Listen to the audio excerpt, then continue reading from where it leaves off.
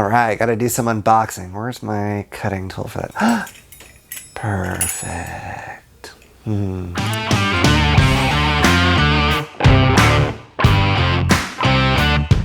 Hi everybody, welcome to All Games New and Old. I'm David Rodriguez, and today I'm doing an unboxing of Alien: Fate of the Nostromo. It's a cooperative game. I'm trying to remember, I think it's 1 to 4 players, I want to say. It is on here somewhere, and I'm not seeing it right off the top of my head. But anyway, we'll find it. The point is, a cooperative game based on the Alien movie, the first one. I hadn't seen that for a long time, so I just watched it the other night so I could refresh my memory a little bit. I think I'd actually only seen the first one once, and I'd seen it after having seen the second one. And the second one's a little more of an action movie, whereas the first one is more suspense. And I remember thinking the first one was very slow-paced, probably because I saw it, when I was in college, and it was probably 3 a.m. or something ridiculous like that. So that didn't help. But I remember still thinking it was good, and I went and watched it again recently, as I said, and I thought it was a lot better. I really enjoyed it. Some of the special effects didn't really hold up too well, but it's still a great movie. And so when this game came out, I was excited because there's suddenly a lot of Alien games, and I was trying to figure out a great one for me. And my wife actually has not seen any of the Alien movies, so this would be, sort of an odd intro for her. But I figure this is a co-op one, probably a good one to start with. And it's supposed to not be too incredibly difficult, so that's cool as well. So, anyway, without further ado, let's look at the back here. So, incoming transmission, a perfect organism. Its structural perfection is matched only by its hostility. I think that's a direct quote from the movie, if I remember right. And you've got everything laid out here, so you can kind of see what we're dealing with here. Okay, so let's go ahead and just cut this thing open. Oh, here it is. It's 1 to 5 players. Ages 10 and up, 45 to 60 minutes. This is designed by Scott Rogers, which he's in the Ludology podcast, which is a really great podcast about game design. Let's see, cut this sucker open. There you go. All right. Okie dokie. Let's crack this sucker open. You probably can hear my kid in the back. There's almost always noises in the background of my videos that you can often hear. It's my youngest. He's just running around making noises. So, as much as I would love to wait until a time when he will not be doing that, I just can't really do. Oh, hello, kitty. Wow. Yeah. So if you're familiar with the movie, there's a lot of things where they think, oh gosh, it's the alien, and it's actually the cat. So this is very appropriate. I believe there's a mechanic in the game where you can draw a card that has the cat and actually drops your morale, probably because you got freaked out. So let's see. This is actually the board. Let me open this up. I love that they stuck the cat on there, though. That's pretty awesome. Okay, here we are. Let me do this. See if I can zoom it out maybe just a little bit. Sorry about that. Okay, now you can see a little bit better here. Hopefully you can see it okay. So we got several rooms. The mother room, bridge, seat storage, galley, hypersleep, med bay, docking bay, airlock, workshop, nest, maintenance, garage, equipment storage. And then there's a crew morale track over here. So pretty simple there. I know you're going around and you're trying to build components to help you deal with the alien or help maybe get the ship going. I'm not really sure exactly what all the rules are. I don't know how closely it's supposed to follow the movie, but we'll see. All right, so this, I'm going to zoom back in just a bit here. Okay. So this looks like this might just be the rule book. It's not very big. It is 8 pages.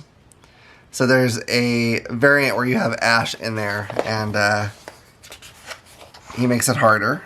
In case you haven't seen the movie, I'm not going to tell you why he makes it harder.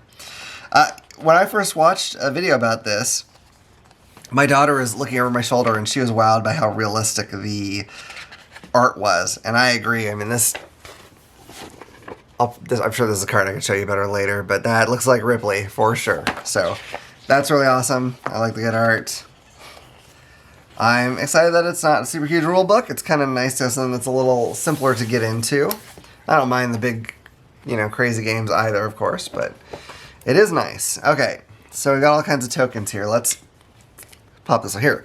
Let me move the board because I think it might be a little distracting looking having another. I do love that cat. All right, let me get to this here. All right, we're back in business here. Let me get this guy. Oh boy. So it's just 2 sheets of tokens or things to punch anyway.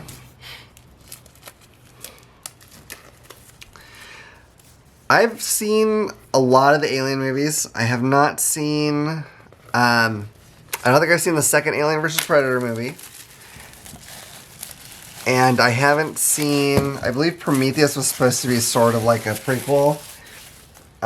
Even though I don't think they really built it that way, but that is what I hear. I haven't watched that one yet either. So, alright, so these are kind of cool. I distinctly remember this one from the movie. There's like an alien standee as well. There's also miniatures. So I don't know if the standees are just kind of doubling up or if there's something special. This is all kinds of equipment, motion tracker, incinerator, flashlight. We have, I'm guessing these might be like their air system doors because some of them have like the alien popping out looking scary. And we've got coolant canisters. So all these things were important in the movie. Anyway, as I was saying, I really like all of them, to be honest. Even some of the ones that are more maligned. Like, I don't think anyone was super excited about the first Alien vs. Predator movie. A lot of people didn't like Resurrection. And I get it. I don't think they're quite as good as the others. But, you know, if you just want like a fun movie and you want to see those aliens again, it's a great way to see them. So we have Ripley, who has 4 actions. Dallas, who has 5. There's more. I think they have more abilities too, like Ellen.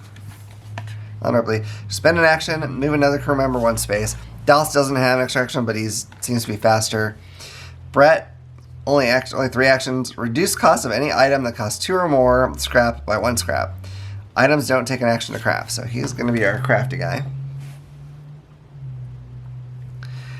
Parker, who has 4 actions. Spend an action, add 1 scrap to your inventory from the scrap pile. Use only once per turn. And Lambert. Spend an action, look at the top card of the encounter deck. You may put it on the bottom of the deck. So that's kind of cool. Which is a little control over our fate there. So that's pretty awesome. Okay, so let's look at some of these cards. These are objectives. I'm not going to read every single objective card. Oops. But I'll take a look at some of them. Let me see if I can crack this up without using the X-Acto.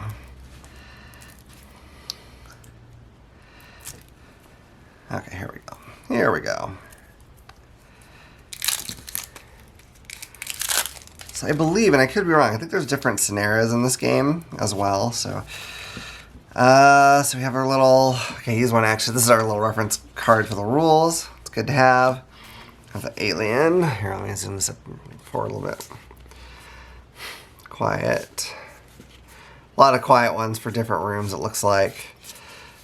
So let's see, alien hunt. Should an officer expire during active deployment, refer to your mother for task distribution. Okay. I'm sure that'll make more sense when I've read the rules. Art looks really cool. It's, you know, directly stuff from the movie, it looks like, but it's not screen caps. It's actual artwork, which I like. I prefer. I don't necessarily mind screen caps, but it's just not my favorite thing. Okay, I got some orders. Okay, so this is our objectives. Oh, dude, there's still a fly in this room. Dang it, man. The room we do this in this garage, and I think they can get in here very easily, and it drives me nuts. So, yeah, we'll take our chances in the shuttle, which the task is to drop 2 coolant canisters in the docking bay. Give it a little incentive, which is bring an electric prod to the galley. Shouldn't have landed on this ball. Bring a grapple gun to the garage. Check the hypersleep chamber. Bring a motion tracker to the hypersleep chamber. Where is it? Bring a flashlight to medbay. Crew meeting. All crew members in galley with at least 1 scrap token in each crew member's inventory. Prep suits. Drop 2 coolant canisters in suit storage. Drive them into the airlock. Bring an incinerator to the airlock. What's the damage? All crew members in workshop. Encounter the nest. Bring an incinerator to the nest. So if you've seen the movie, a lot of this stuff is taken from things they did in the movie for sure. We got a bag with a couple little standees. That's probably for the alien and for Ash that we saw earlier. All right, now we get to what I'm sort of excited about here is the miniatures. So I can crack open this bag here. Now I'm not expecting these are probably going to be super highly detailed miniatures as much as I might like them to be. I just don't think that's likely. So let's take a look. So that is Ripley right there. She looks pretty good. Definitely looks like her. And yeah, like I said, they're not hyper detailed or anything. But they are really nice for a game that's not like extremely expensive, you know? It's pretty good. I'm hoping these are showing up well. As I know I mentioned many times, I am looking at a small screen on my camera, and it's not the same as what it's going to look like on the TV. So sometimes, or on a computer monitor or whatever it might be, it's a little hard to tell if these are showing up. So, okay, here we go. This is the last of the crew members, and then we'll get to the alien. There it is, looking pretty cool. It's funny because it's very upright, and the alien does kind of do that in the movie, but I usually think of them being sort of hunched over and running, and I know they can stand upright, but it's just not usually how I have them in my head. So that's just me though. Okay, so this might be actually more like the full snares. I think what I had before was just like specific things you're trying to accomplish. Yeah, we have escape on the Narcissus. We're going to blow up the ship. You have my sympathies. Cut off every bulkhead and every vent. Blow it out into space. So all these are very familiar from the movie, if you've seen that. If you haven't, you should go watch it. It's really good. I think most people agree that Alien and Aliens, which is the second one, are both great. After that, you start getting more mixed reviews on them. But I enjoy them all, as I've said. They're fantastic. I just love the design of the alien. It's creepy as can be. Let's get that alien in that picture. Yeah. I don't know. He just looks nasty. He's always intrigued me. So I like him a lot. So hopefully this game is as exciting as I think it will be. And I'm hoping that my wife will enjoy it, even though she hasn't watched the movie. That's going to be the real test of the game, I think. I mean, she'll understand, okay, there's an alien hunting you. That's fine. But, you know, will she enjoy this game having not seen the movie? And if so, I think we can definitely say that this is a great game. But we'll see. That's going to be coming down in the future. I definitely want to get this played soon if I possibly can. We're heading into the holiday season where my time gets even tighter, so we'll see how it goes. I'm a little worried about it, but we'll figure something out for sure. So anyway, that is my unboxing for Alien: Fate of the Nostromo. I'm very excited to get to the table. If you've enjoyed this video, please hit like and subscribe and click the little bell icon so you can know about the next time I put out a video. Other than that, I look forward to seeing you all around the table again at All Games New and Old. Bye.